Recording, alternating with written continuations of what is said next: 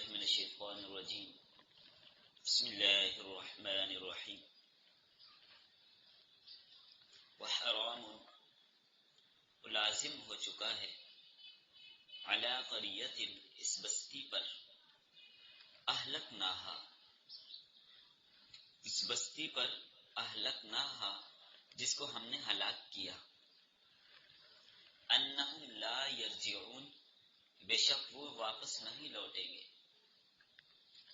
حتی اذا فتحت یأجوج و مأجوج یہاں تک کہ جب کھولے جائیں گے یاجوج و ماجوج وہم من کل حدب اور وہ ہر اونچی جگہ سے ینسلون پھسلتے ہوئے چلے آئیں گے پھسلتے ہوئے آ رہے ہوں گے وقترب الوعد الحق اور قریب ہوگا وعدہ سچا فَإِذَا هِيَ بس قصہ یہ ہوگا شاخصۃ ابصار الذین کھلی رہ جائیں گی آنکھیں ان لوگوں کی کفروا جو کافر ہیں یا ویلنا کہیں گے ہے افسوس ہمارے اوپر قد كنا فی غفلۃ من ھذا تحقیق ہم غفلت میں اس چیز کے بارے میں بل كنا ظالمین بلکہ ہم ظالم تھے ہم غفلت میں تھے ہم ظالم تھے ہم نے ظلم کیا انبیاء کی بات کو نہ مانا انکم بے شک تم وما تعبدون اور جن بتوں کی تم پوجا کرتے ہو من دون اللہ اللہ کے علاوہ حصب جہنم جہنم کا ایندھن ہوں گے یہ مشرکین کو خطاب ہے جو بتوں کی پوجا کرنے والے تھے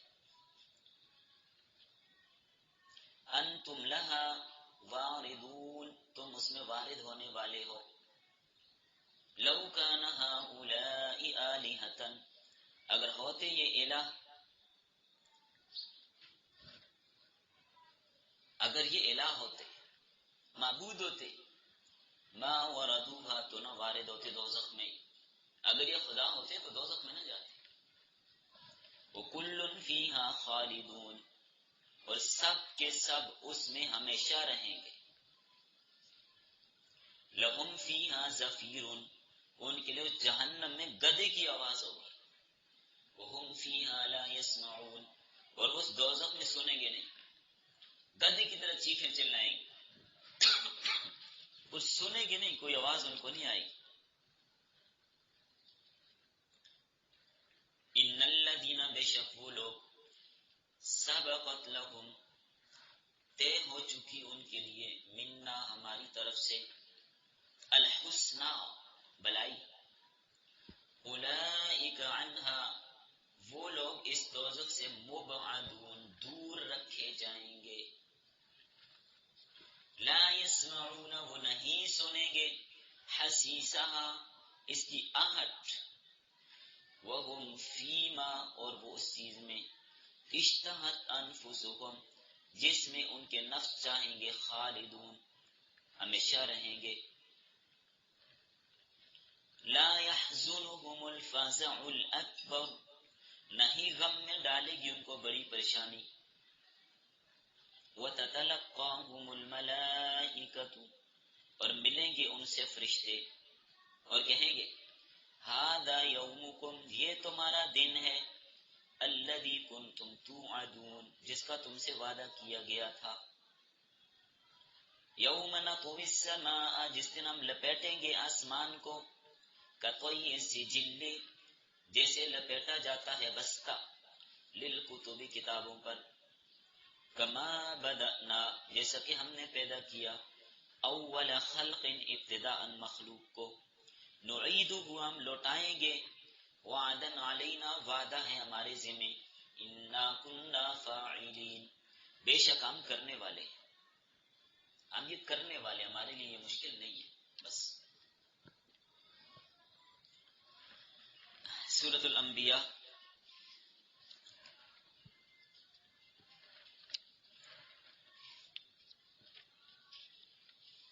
درس نمبر 17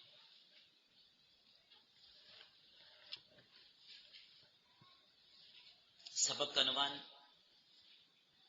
اہل غفلت کی ذلت اور اہل سعادت کی عزت کا بیان۔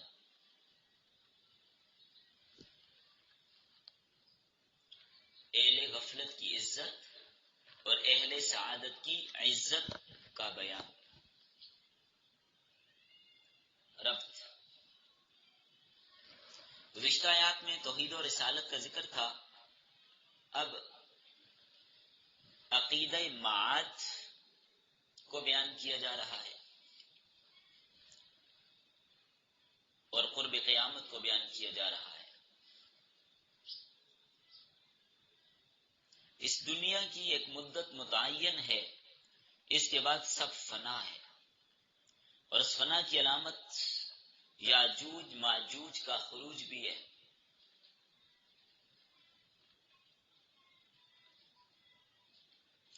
جو یاجوج ماجوج کے خروج سے وہ وعدہ قریب آ جائے گا، قیامت قریب آ جائے گی، چونکہ یاجوج اور ماجوج کا خروج حضرت عیسیٰ علیہ السلام کے نازل ہونے کے بعد ہوگا۔ جب حضرت عیسیٰ علیہ السلام دجال کو قتل کر دیں گے، یہودی سارے ختم ہو جائیں گے، قتل ہو جائیں گے سب یہودی، اور یہودیوں کا ابا دجال بھی قتل ہو جائے گا، جس کے انتظار میں بیٹھے ہیں وہ۔ تو دجال کے قتل کے بعد یاجوج ماجوج نکل آئیں گے، جن کی تعداد کی حد نہ ہوگی، اتنی زیادہ تعداد ہوگی۔ اس وقت وہ یاجوج ماجوج ذوالقرنین کی بنائی ہوئی آہنی دیوار کے پیچھے قید ہیں، محصور ہیں۔ قرب قیامت میں یہ دیوار کھولے گی اور یہ فسادی قوم نکل آئے گی اور زمین میں فساد مچائیں گے۔ تو حضرت عیسیٰ علیہ السلام اہل ایمان کو لے کر طور پہ چلے جائیں گے، بہت زیادہ ہوں گے یاجوج ماجوج، بڑا فساد مچاتے تھے۔ ذوالقرنین نے ان کے آگے دیوار لگا دی، اب اس دیوار کے پیچھے بند ہے۔ وہ کہاں ہے کیا ہے وہ کہف میں تفصیلاً تذکرہ ہو گیا، کس علاقے میں ہو سکتی ہے، کہاں ممکن، اس پر ہم بات کر چکے۔ تو یاجوج ماجوج کا جب خروج ہوگا، فصلیں کھا جائیں گے، باغات سارے ہڑپ کر جائیں گے، پانی ہڑپ کر جائیں گے۔ ایک جماعت جب دوسری جماعت کے بعد پہنچے گی، وہ کہیں گے لگتا ہے یہاں پر بھی کسی زمانے میں پانی ہوا کرتا تھا، یہ دریائے جہلم بھی کبھی ہوا کرتا تھا یہاں پہ، یعنی ایسا پانی ہڑپ کر جائیں گے سارا، اتنی زیادہ تعداد وحشی۔ تو فساد پھیلائیں گے، ماریں گے لوگوں کو، کھا جائیں گے ہر چیز کو۔ تو پھر حضرت عیسیٰ علیہ السلام سے لوگ عرض کریں گے، حضرت عیسیٰ دعا فرمائیں گے، تو اللہ تعالیٰ حضرت عیسیٰ علیہ السلام کی دعا سے ان کی گلوں میں ایک تعاونی گلٹی پیدا کریں گے، جس سے سارے کے سارے مر جائیں گے۔ پھر زمین پر ہر جگہ ان کی لاشیں پڑی ہوں، پھر بارش آئے گی، وہ ان سب کا صفایا کر دے گی زمین سے، ان کو بہا کر سمندر میں پھینک دے۔ باقی تفصیل اس کی آپ سلکات میں پڑھ چکے ہیں۔ اللہ اکبر۔ تو اللہ تعالیٰ نے یہاں پر اسی خوف اور دہشت کا ذکر کیا ہے جو قرب قیامت میں پیش آنے والی ہے، اور پھر ایک دوسری بات بتائی کہ جس بستی والوں کو ہم نے ہلاک کیا تو اس بستی والوں کے لیے یہ بات محال اور ناممکن ہے کہ وہ دوبارہ زندہ ہو کر ہماری طرف نہ لوٹیں۔ یہ بات ناممکن ہے کہ وہ ہماری طرف نہ آئیں۔ توجہ، پہلی تفسیر اس کی یہ ہے، جس بستی والوں کو ہم نے مار دیا، ہلاک کر دیا، ان کے لیے یہ بات ممکن نہیں کہ وہ کہیں گے جی ہم اللہ کے پاس نہیں جاتے تو ہمارے پاس نہ آ سکیں، ایسا نہیں ہو سکتا۔ آنا پڑے گا ہمارے سامنے، ہمارے سامنے آنا پڑے گا، آئیں گے، حاضری لگے گی۔ اور یہ بھی نہیں ہو سکتا کہ مرنے والا ہماری طرف نہ لوٹے، بھائی اپنی مرضی سے کہے میں تو یہی مٹی ہو جاتا ہوں، میں نہیں آتا، ایسا ممکن ہے؟ بالکل نہیں۔ حساب کے لیے ہمارے سامنے آنا ہوگا۔ مرنے کے بعد کفار کا یہ بس نہیں چلے گا کہ وہ انکار کر سکیں گے ہم نہیں جاتے، یا ہم نیست و نابود ہو جائیں، مٹی ہو جائیں، ایسا نہیں ہوگا۔ ایک روز ضرور اللہ کے سامنے لوٹنا ہوگا، قیامت ہوگی، حساب بھی ہوگا، نامہ اعمال بھی سامنے ہوں گے، جواب طلبی بھی تفسیر تو اس کی یہ ممکن نہیں ہے کہ جن لوگوں کو ہم نے عذاب دیا یا اپنے وقت پر مرے تو وہ ہمارے سامنے نہ آ سکیں. یہ ممکن نہیں ہے، آئیں گے ہمارے سامنے. آگے سمجھ. نمبر 2 دوسری تفسیر. آیت کی دوسری تفسیر بعض علماء کہتے ہیں اللہ یرجون میں لا زائدہ ہے.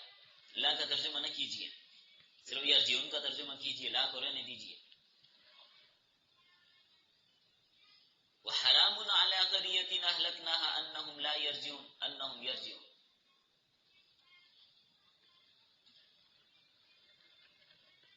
تو یہاں پر رجوع دنیا کی طرف مراد لے لیا جائے، رجوع سے دنیا کی طرف رجوع مراد لیا جائے تو مطلب یہ ہوگا کہ جو لوگ مر چکے اب دوبارہ دنیا کی طرف لوٹ کر اپنی غلطیوں کی تلافی کرنا اب ان کے لیے ممکن نہیں ہے. نہیں سمجھ آئی. دوسری تفسیر آسان الفاظ میں اس آیت کی یوں سمجھ لیجئے، یہ بات ناممکن ہے. جو لوگ مر گئے، مرنے کے بعد اللہ ان کو چھٹی دے دے، جاؤ جو غلطیاں تم سے ہو گئی ہیں پھر دنیا میں وقت گزار کے آؤ اور ان کی تلافی کر کے آ جاؤ. ایسا بھی نہیں ہوگا.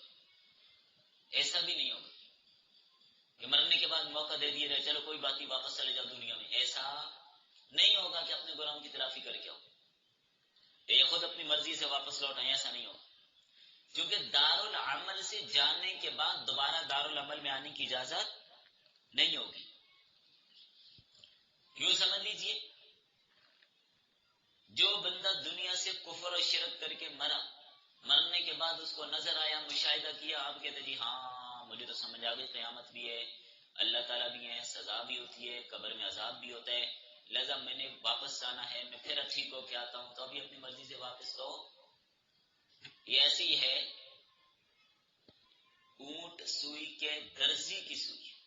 اونٹ درزی کے سوئی کے ناکے میں داخل ہو جائے، ہو سکتا ہے؟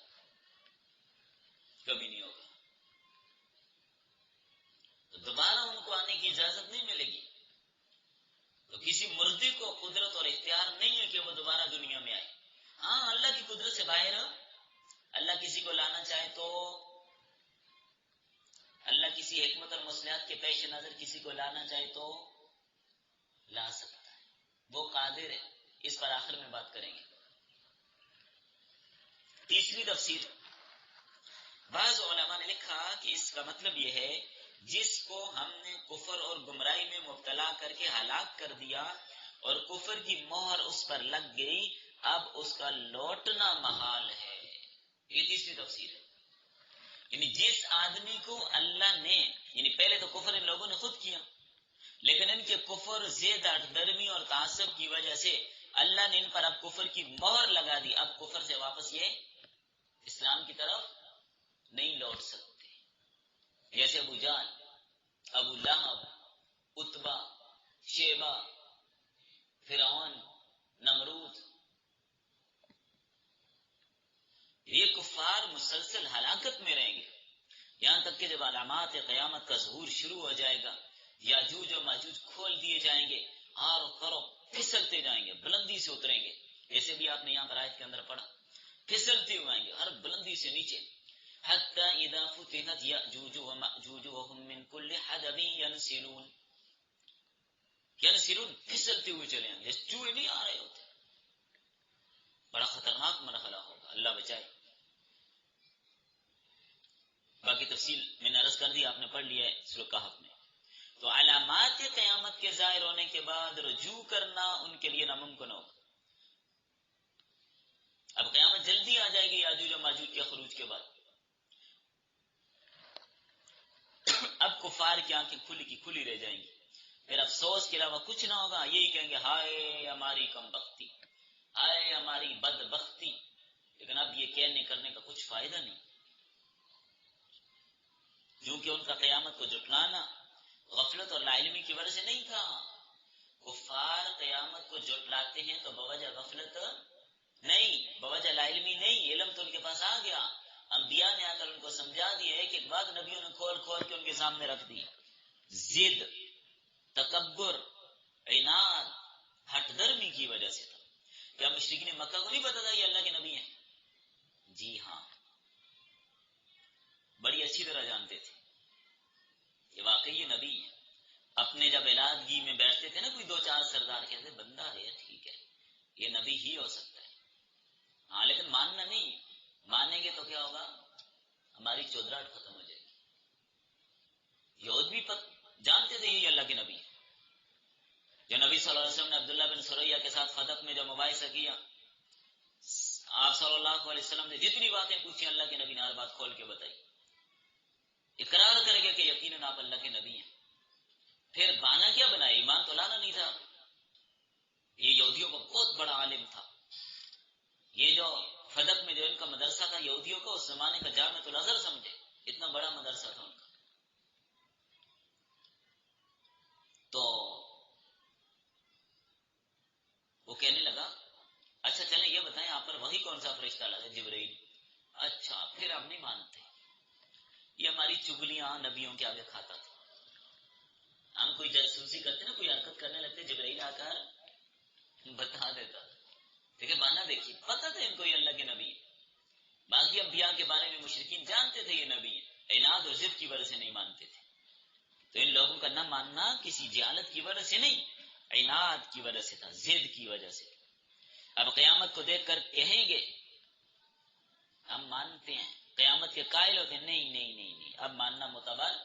وہ تو اس نے بھی کہا تھا فرعون نے، جب پانی نے غوطے دیے نا پھر کہنے لگا تھا کہ میں ایمان لاتا ہوں لیکن بابا ابھی کوئی فائدہ نہیں،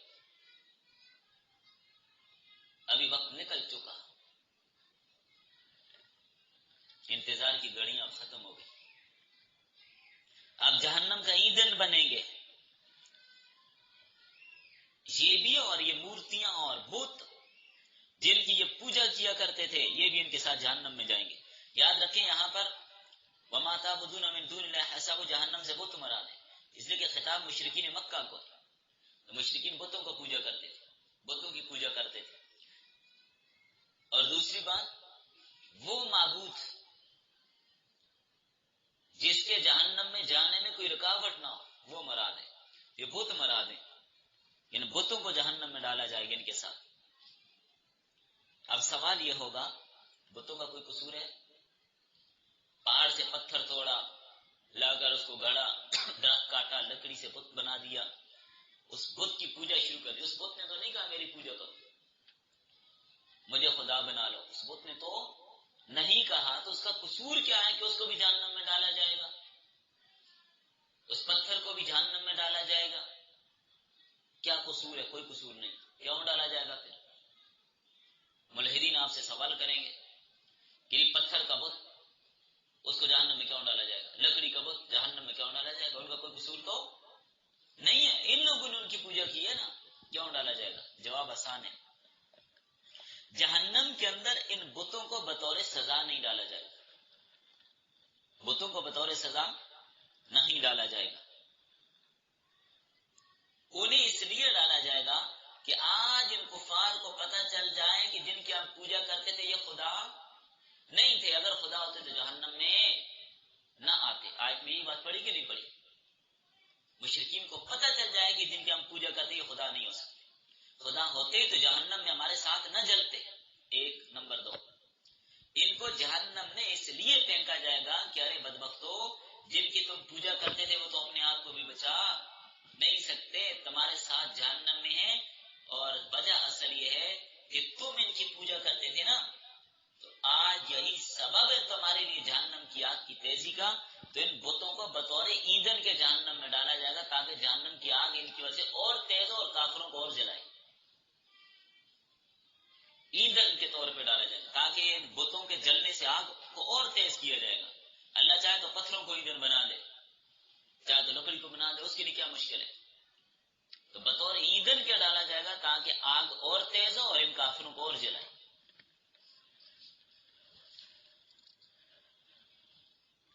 باقی جہنم میں مشرکین چیخو پکار کریں گے، شور مچائیں گے۔ جو لوگ اہل سعادت ہیں آگے ان کا تذکرہ کیا، اور شور کیسے مچائیں گے یہ لوگ جہنم میں؟ اللہ، گدھے کی طرح بولیں گے، چیخیں گے، چلائیں گے جیسے گدھے چیختے ہیں۔ اس لیے ان انکر الاصوات لصوت الحمیر، آوازوں میں بری آواز کون سی ہے؟ گدھے کی، گدھے کی طرح چیخیں گے جیسے گدھا چیخے مارتا ہے۔ لہم فیہا زفیر وہم فیہا لا یسمعون، گدھے کی آواز ہوگی ان کے لیے، اور وہاں پر کچھ سنے گی بھی نہیں، ایک دوسرے کی چیخ و پکار کو نہیں سنیں گے، کون کیا کہہ رہا اور کون کیا کہہ نہیں رہا۔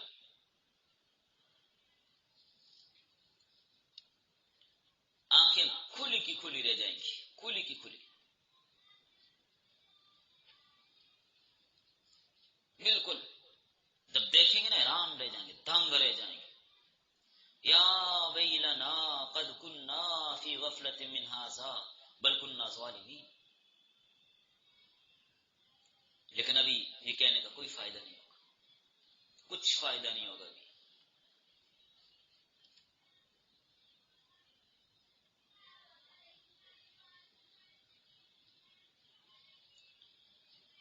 پھر یاجوج ماجوج بھی جہنم میں جائیں گے سب۔ یہ یاجوج ماجوج میں ناز کیا، نوح علیہ السلام کے بیٹے یافس کی اولاد میں سے، یہ بات ذہن میں رکھیے۔ یہ بعض لوگ سمجھ رہے ہو انسان نہیں ہے کوئی اور مخلوق ہے، تو یہ بات بھی غلط ہے، یہ بات بھی غلط ہے، تفصیل بہرحال فقاہت میں گزر گئی ہے۔ اچھا اب آگے چلیے، پھر جو لوگ اہل سعادت ہیں، اللہ کی مان کر چلتے ہیں، وہ جنت میں ہوں گے اور ہمیشہ جنت میں رہیں گے، ان کو کسی طرح کی کوئی گھبراہٹ، کوئی غم، کوئی مصیبت، کوئی پریشانی نہیں ہوگی۔ اور جب قبروں سے نکلیں گے فرشتے ان کا استقبال کریں گے، فرشتے ان کا استقبال کریں گے۔ لا يحزنهم الفزع الاکبر، اتنی بڑی پریشانی ہوگی قیامت کی، لیکن اہل ایمان کو کوئی مشکل نہیں ہے، کوئی پریشانی نہیں ہوگی، ان کا استقبال ہو رہا ہوگا۔ سلام قولا من رب الرحیم، اللہ تعالیٰ کی طرف سے ان پر سلام پیش کیا جائے گا، سلام سلام سلام ہر طرف سے آوازیں آئیں گی۔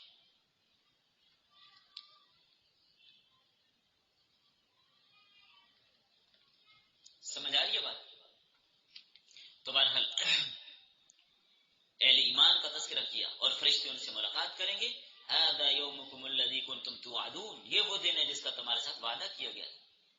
وقال لهم خزنتها سلام علیکم طبتم فادخلوها خالدین، اور ان کو داروغے بھی کہیں گے سلام ہو تم پر، خوش رہو، داخل ہو جاؤ جنت میں ہمیشہ رہنے کے لیے۔ تو اللہ تعالیٰ کے نیک بندے دوزخ سے دور کر دیے جائیں گے۔ اب کفار کہتے تھے جب قیامت آ جائے گی تو یہ آسمان اتنے بڑے بڑے کدھر جائیں گے، بڑے بڑے پہاڑ اور آسمان کہاں جائیں گے؟ اللہ فرماتے ہیں یوم نطوی السماء کطی السجل، جس دن ہم لپیٹیں گے آسمان کو اکٹھا کر کے لپیٹ دیا جائے گا، جیسے کتابیں لپیٹ کے بستے میں ڈال دی جاتی ہیں، جیسے کپڑا لپیٹ دیے جاتے ہیں۔ اللہ کی قدرت بتائی کہ وہ اتنا بڑا قادر ہے، کتنے بڑے آسمانوں کو وہ لپیٹ دے گا۔ اللہ اکبر، ساتوں کے ساتوں آسمان لپیٹ دیے جائیں گے جیسے کپڑے کا تھان لپیٹ دیا جاتا ہے۔ اور پہاڑوں کے بارے میں کدھر جائیں گے؟ سورۃ کہف میں اس کا جواب آیت نمبر 47 میں آپ لوگ پڑھ آئے تھے، یوم نسیر الجبال، ہم چلائیں گے پہاڑوں کو، جی ریزہ ریزہ کر کے اڑا دیا جائے گا۔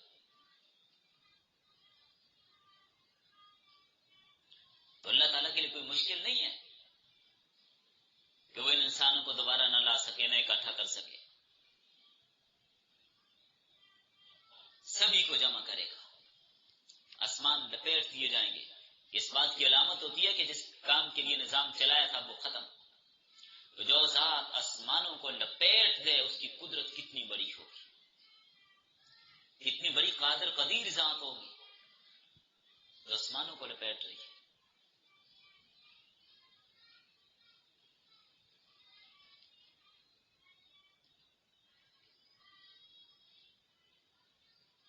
باقی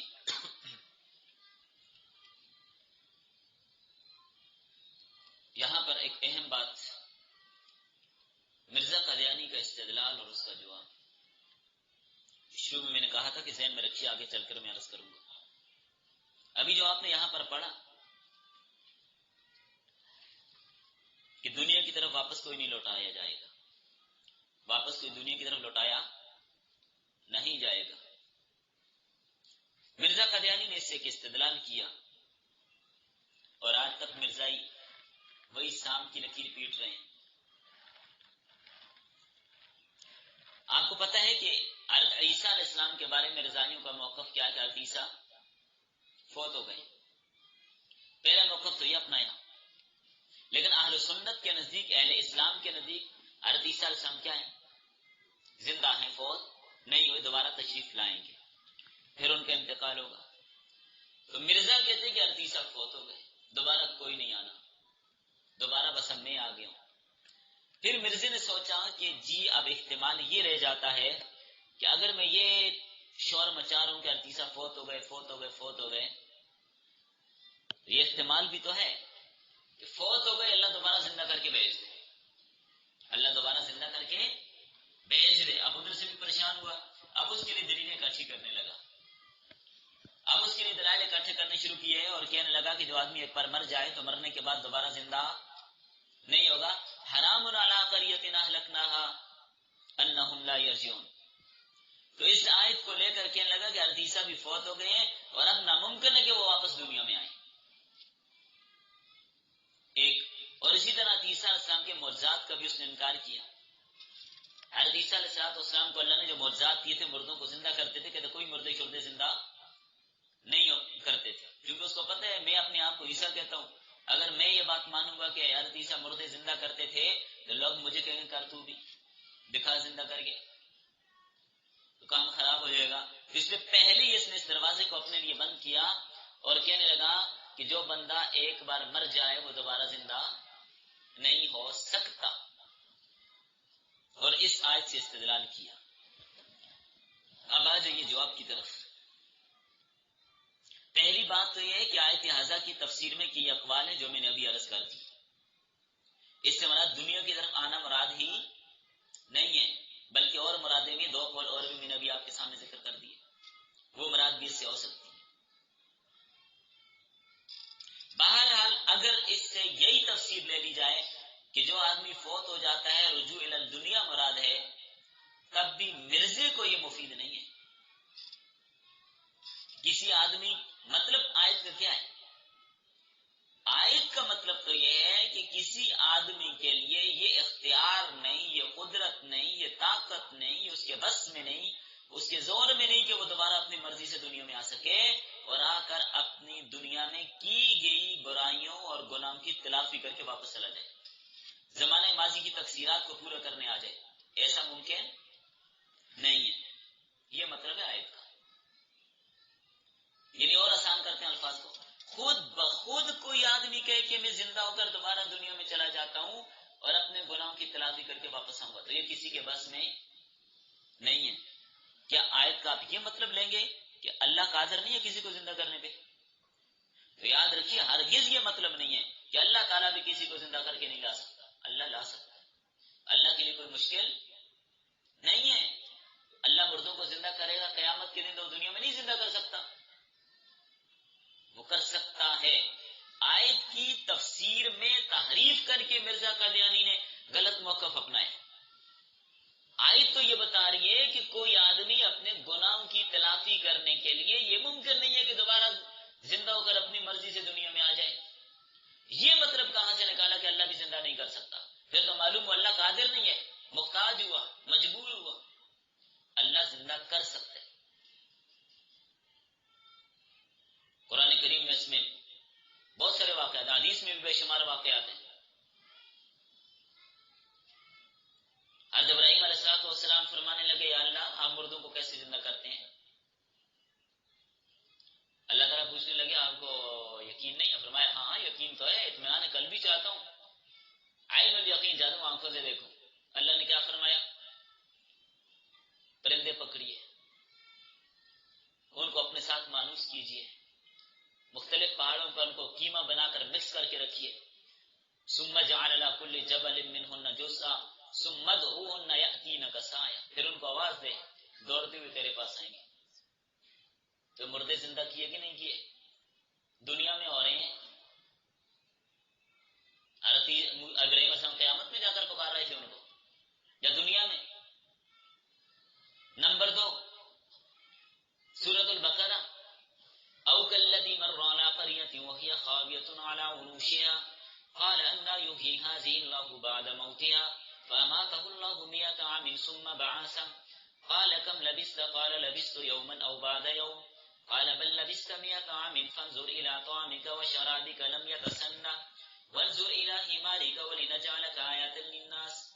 لمبی آئے تھے. عزیر علیہ السلام جب بخت نصر نے تباہی مچا دی، جا رہے تھے، ایک بستی کے بارے میں سوچا یہ بھی کبھی دوبارہ آباد ہوگی جو چھتوں کے بل گری ہوئی ہے. اللہ تعالیٰ نے عزیر پر موت طاری کر دی.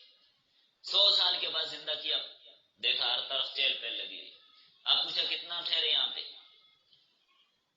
کہنے لگے ایک دن یا آدھا دن. فرمایا نہیں، 100 سال. 100 سال ان پر موت طاری رہی. پھر اپنے کھانے کی طرف دیکھیے، وہ خراب نہیں ہوا. اور اپنے گدے کی طرف دیکھیے، گدھا مر چکا تھا، ہڈیاں بکھر چکی تھیں، ہڈیاں الگ پڑی تھیں، جگہ جگہ ہڈیاں پڑی تھیں اور کچھ بھی نہیں رہا. اللہ نے ان کے سامنے گدے کو بھی زندہ کیا. وانظر الى حمارك ولنجعلك آية للناس وانظر الى العظام كيف ننشزها ثم نكسوها لحما. کیسے ہم نے ہڈیوں کو جمع کیا اور ان پر گوشت چڑھایا. سامنے زندہ کیا گدے کو بھی، حضرت عزیر کو بھی زندہ کیا. یہ دنیا کا واقعہ ہے قیامت کا. حضرت علی، حضرت کعب، حضرت حسن، حضرت وہب سبھی فرماتے ہیں کہ حضرت عزیر علیہ السلام حقیقتاً فوت ہو گئے تھے. مرزا یہاں پر تعبیر کرنے نہیں، بے ہوش تھے، جھوٹ بولتے ہیں، حقیقتاً فوت ہو گئے تھے. مرزائی کے دن بے ہوش ہو گئے یا خواب دیکھ رہے تھے تو گدھا بھی خواب میں مرا ہوا تھا، ہڈیاں اس کی بکھری نہیں، اس پہ کھال چڑھ رہی ہے. گدھا بھی بے ہوش تھا، یہ کھال اس کی الگ ہو گئی، ہڈیاں الگ ہو گئی، یہ بے ہوش ہوا تھا. عجیب موقف ہے مرزائیت کا. آئیے تیسرا واقعہ. حضرت عیسیٰ علیہ السلام کا تذکرہ سورہ آل عمران میں کئی بار آپ نے پڑھا. کئی مردے زندہ کیا حضرت عیسیٰ علیہ السلام نے. یہ دنیا میں کیے یا قیامت میں جا کے کیے تھے. نمبر 4، وَإِذْ قَتَلْتُمْ نَفْسًا فَادَّارَأْتُمْ فِيهَا. جب تم نے ایک نفس کو قتل کر دیا، ایک دوسرے پر الزام لگاتے، اس نے کیا، اس نے کیا، فلاں نے کیا، تو اللہ نے کیا فرمایا؟ ایسے کیجئے، ایک گائے ذبح کیجئے اور اس کا گوشت مقتول کے جسم پر ماریے تو وہ خود اپنے قاتل کا نام بتا دے گا. آگے پھر یہودیوں نے آگے مختلف قبیلے شروع کر دی، اور گائے کیسی ہو، فلاں فلاں فلاں فلاں. دوبارہ مقتول نے اپنے قاتل کا نام بتایا کہ نہیں بتایا؟ یہ دنیا میں زندہ ہوا تھا قیامت میں؟ تو خدا زندہ کرنے پر قادر ہے. وَإِذْ قُلْتُمْ يَا مُوسَىٰ، 5واں واقعہ. وَإِذْ قُلْتُمْ يَا مُوسَىٰ لَن نُّؤْمِنَ لَكَ حَتَّىٰ نَرَى اللَّهَ جَهْرَةً فَأَخَذَتْكُمُ الصَّاعِقَةُ وَأَنْتُمْ تَنظُرُونَ ثُمَّ بَعَثْنَاكُم مِّن بَعْدِ مَوْتِكُمْ لَعَلَّكُمْ تَشْكُرُونَ. جس 70 لوگوں کو لے کے موسیٰ علیہ السلام طور پہ گئے تھے، اللہ کا کلام خود سنا، کہتے پتہ نہیں اللہ بولتا ہے کوئی اور بولتا ہے، ہم نہیں مانتے جب تک اللہ کو دیکھیں گے نہیں. اللہ نے موت طاری کر دی، مر گئے سارے کے سارے، بجلی نے پکڑا اور مر گئے سارے. حضرت موسیٰ بڑے پریشان ہوئے، یا اللہ بنی اسرائیل باقی مجھے کہیں گے ہمارے بندے مروائے، یا اللہ ان کو زندہ کر دے. تو اللہ تعالیٰ نے ان کو زندہ کیا کہ نہیں کیا؟ ثم بعثناکم من بعد موتکم، تمہاری موت کے بعد، مرنے کے بعد تمہیں دوبارہ زندہ کیا. لعلکم تشکرون، تاکہ شکر گزار بنو. تو اللہ زندہ کرنے پر قادر ہے، دنیا میں بھی وہ دوبارہ زندہ کر سکتا ہے، اس سے کون پوچھنے والے ہیں. 6واں واقعہ ابھی ابھی آپ نے 2-3 دن قبل پڑھا، یاد ہے کسی کو؟ 2-3 دن قبل جو واقعہ مرنے کے بعد زندگی کا پڑھا، شاباش، کسی کے ذہن میں ہو تو جلدی بتائیے.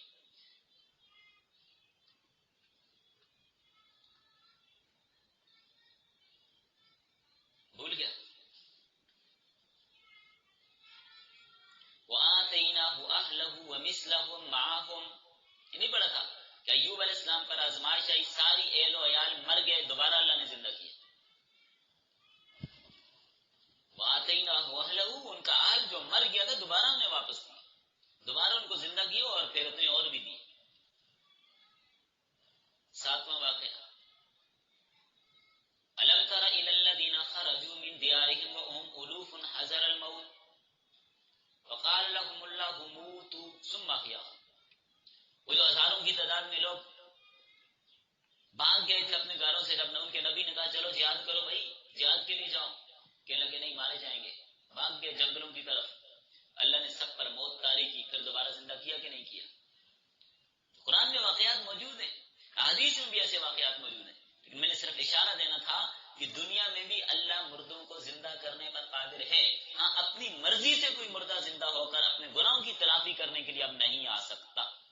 یہ مراد ہے